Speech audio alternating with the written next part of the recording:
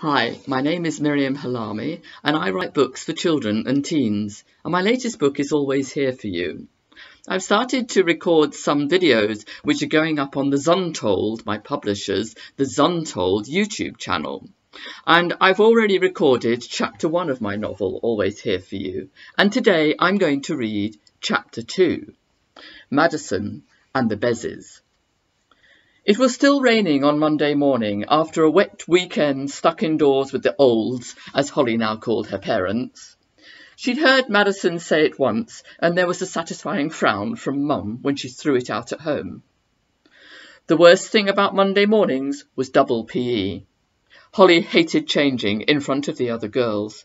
One by one, every single girl in her class seemed to have developed bodies with curves in all the right places. Holly remained flat-chested, like in primary school. Now she tried to pull off her PE top and pull on her school shirt without anyone noticing. "Still in a training bra, Holly," came Aisha's grating voice. She was one of the Bezzes, Madison's best mates, which consisted of the prettiest and most popular girls in the class. "Holly's so young," someone else said in a low voice, and there was a general hum of agreement. Holly went bright red as she fumbled with the buttons on her shirt. She swiftly pulled up her skirt, leaving the shirt hanging outside like the other girls, and dropped her tie round her neck. Everyone kept their ties short, top shirt button undone, sleeves turned up twice to show off, in Madison's case, slender wrists. Holly's wrists were still chubby like her cheeks. Madison threw her a kind smile. "Don't worry, sweetie. You'll catch up one day." Holly tried to smile back, but her lips were too dry and stuck together. She focused on slipping into her shoes. Madison was the tallest girl in the class, with long fair hair, darkish threaded eyebrows, lips which pouted perfectly for a selfie, and an underwired bra. Holly had picked one of those up in the shops a week ago, but Mum had taken it out of her hand, saying, "You're not ready for that yet, darling."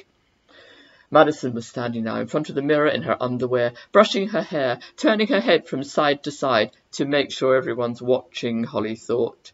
She had that sort of fair skin which tanned an even gold in the summer. Mum's skin tanned like that in the sun, but Holly's pale skin, like Dad's, simply went red, and she blushed scarlet at the tiniest thing. Mum was taller than Holly, and almost 4 centimetres taller than Dad, with a great figure, Dad was always saying with his comfortable grin. Holly took after Dad's side of the family and despaired of ever looking remotely attractive. She'd known Madison since nursery, like Amy, but she'd never been one of her crowd. If she saw Madison or the Bezzes in the Mall, they'd blow kisses, but they never invited to hang with them. Madison wasn't mean or anything, but she and Amy didn't have much to do with her.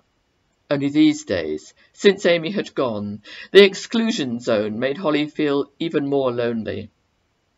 Madison's phone pinged. Everyone looked round in case the teacher heard, but she was out of the room. Madison grabbed the phone and checked it and called out, "It's Harry!" "What's he say? Show me," called out Asia, running over. The Bezzes all gathered round, and Holly craned her neck but couldn't see the screen. "He's so fit," someone said. "How did you meet?" Holly knew Madison would love repeating the story. "So," Madison said, as everyone gazed at her, "my cousin did a shout-out, and because it's my cousin, I added him. And you know how it is. We started messaging and sending snaps, and he's so cute." She gave a deep sigh. Definitely cute," said someone. Holly craned again and managed to see the top half of the screen. A boy with a long face and high cheekbones, older than her year group, longish light brown hair, and wearing a green and gold rugby shirt, was standing on Brighton Pier, grinning. He looks nice, she thought, with another inward sigh. "So we said we'd meet up in the Mall on Saturday," went on Madison. "Yeah, and I had your back," said Aisha, flicking her long dark hair over her shoulders. Asia had smooth brown skin, dark hair which was thicker than Madison's and fell around her shoulders, and really long legs. She was a striker in the girls' football team and could push over most of the boys in their year. Except perhaps Rick Gold, Holly couldn't help thinking. Madison gave a giggle. "Course you did, babes. I mean, I'm not stupid." General hum of agreement around the room. We've had all the talks, thought Holly, about keeping safe online.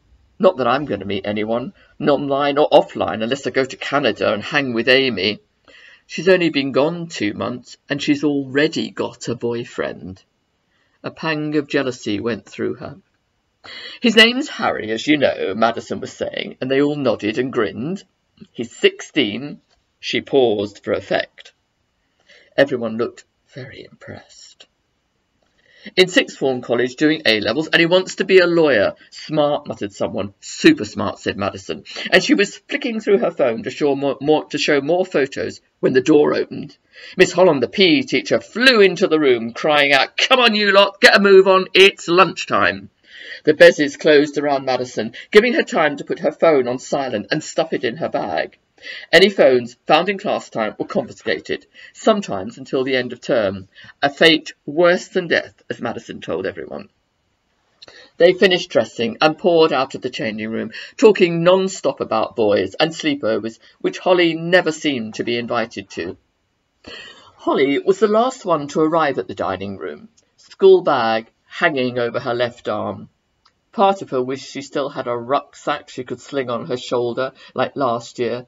But Madison had pronounced that, so year 7. No girl in year 9 would be seen dead with a rucksack now.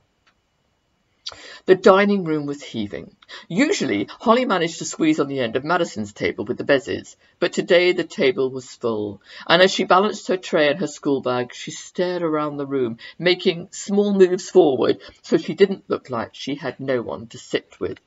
More and more often now she found herself alone at lunchtime. Then she spotted a chair on a table by the wall, and walking over, not too fast so she didn't look desperate, she was about to dump her tray when she saw Ellen on the other side. Ellen rarely spoke in class, but when she did it was usually something mean and mostly in a growly voice. Holly and Amy avoided her and wouldn't dream of sitting with her at lunch. Ellen had red tangled hair which fell around her shoulders and looked as if it had never been brushed. Her uniform seemed too tight for her, and her blazer was covered in some sort of animal hair. Maybe she has pets, Holly thought now with a sinking feeling. But there was nowhere else to sit. "Anyone here?" she said in a bright voice. Ellen didn't answer or even look up. Her eyes were fixed on a plate of chips she was ploughing through. Holly dumped her tray, pulled out a chair and sat down, her school bag sliding off her arm and landing upside down on the floor. Ellen tutted without looking up and stuffed 2 fat chips in her mouth. The room buzzed with chatter, and as Holly picked up her cheese and cucumber sandwich, she could hear Madison's high-pitched giggle and Aisha's deeper laugh floating towards her. She tried to catch Madison's eye, but failed. Turning back, she watched Ellen scoop up more chips. "Nice," she muttered, without catching Ellen's eye. "You what?" "Chips. I like chips, you know, with egg or sausage."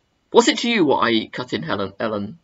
"No, I didn't mean, it's just my mum's always going on about healthy eating and stuff," and Holly stopped as Ellen narrowed her eyes, lowered her head, like a charging bull, thought Holly, and growled, "My mum's dead.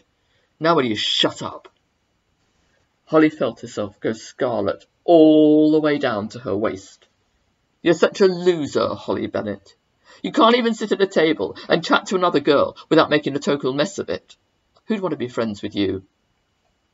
She picked up her sandwich to take another bite when she saw Tim Baker hovering, removing his earphones as he shifted from one foot to the other. Tim was tall and very thin. His blazer didn't seem to fit either, Holly couldn't help noticing. The sleeves finished a few centimetres above the elbow. Tim's face was more freckles than red, and it looked weathered, as Gran would say, like Grandad's face when he worked in the garden all summer. Tim wore a black beanie pulled low on his forehead, and his longish hair curled out in all directions.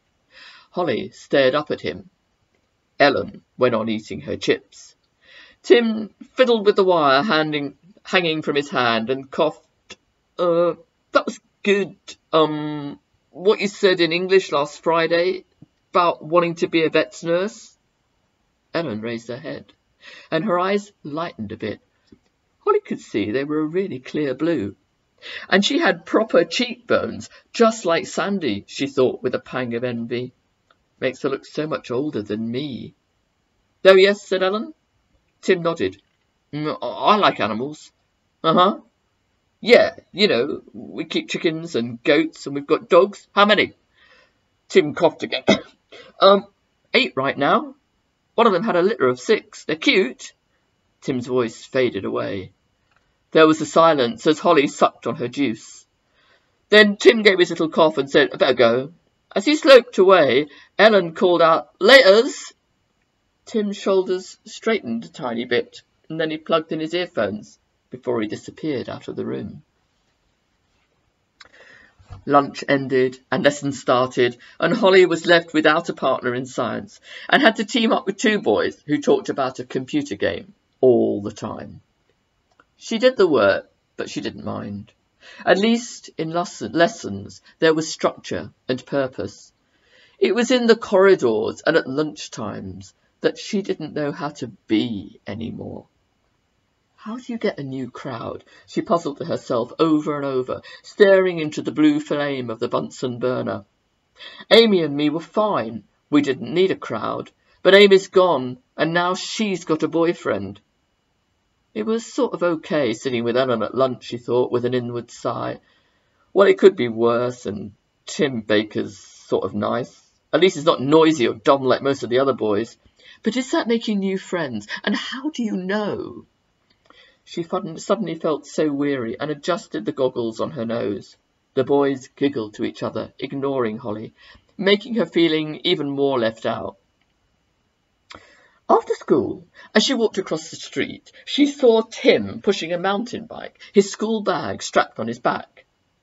How far out of town does he live, she thought. He said his family kept all those animals. Do they have a farm?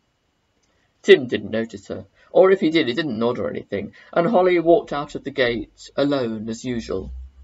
It was beginning to drizzle, but she decided to avoid the bus and walk the 25 minutes back to Clifton. Mum will be home, she told herself, and dinner will be in the oven. Chicken casserole on Monday nights. She couldn't wait. She was starving. That's the end of chapter 2, and maybe you will read on yourselves, and if I have time, I'll try and read another chapter. Happy writing, happy reading, bye!